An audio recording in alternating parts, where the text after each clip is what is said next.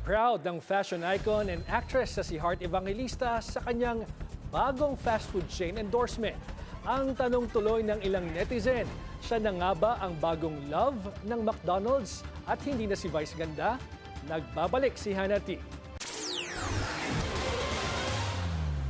Heart in, Vice Ganda out. Umuugong ang rumors na nabawasan ng endorsements ng host at comedian na si Vice Ganda. Kasunod ng natapyas na 1 million followers sa social media page ng komedyante. Kamakailan, binahagi sa Instagram ng aktres at fashion icon na si Heart Evangelista ang bagong endorsement niya para sa sikat na fast food chain na McDonald's. Naroon ang photos niya sa BTS ng kanyang advertisement. Sa caption, sinabi niyang it's another dream come true. Dedicated pa ito sa old self niya. Dagdag pa niya, she can't even put into words how grateful she is. At the best dreams are the ones we get to pay it forward.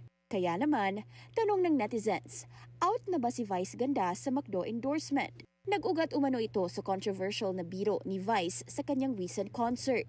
Binanggit nito ang The Hague at ICC, sabay ginaya ang dating Pangulong Rodrigo Duterte. Arestado si FPRRD noong March 11 at nasa ICC custody ngayon dahil sa crimes against humanity. Dahil sa joke, ipinanawagan ng Duterte supporters na i-boycott ang mga brand na ine-endorse ni Vice Ganda, kasama roon ang McDo. Sa ngayon, wala pang official statement si Vice hinggil sa estado ng kanyang endorsement, gayon din ang nasabing fast food chain. Buwelta ni ML Party List Representative Laila De Lima sa Duterte supporters. Less harmful ang pahayag ni Vice kung ikukumpara sa fake news na madalas umano nilang gawin. Pero kahit si Heart, hindi rin lusot sa batikos. Sa isang Reddit post, may suspetsa ang netizens na may paid trolls umano siya. Naglabas ng screenshots doon tungkol sa resibo ng membership ng nasabing grupo at mukhang naglipa na sila sa Reddit. Posibleng reason ito kaya nadagdagan ng halos 3 million followers ang fashion icon sa IG at una nang nagtaka si Heart tungkol sa pagiging shadow banned online. Para sa Agenda Weekend, Hannah T,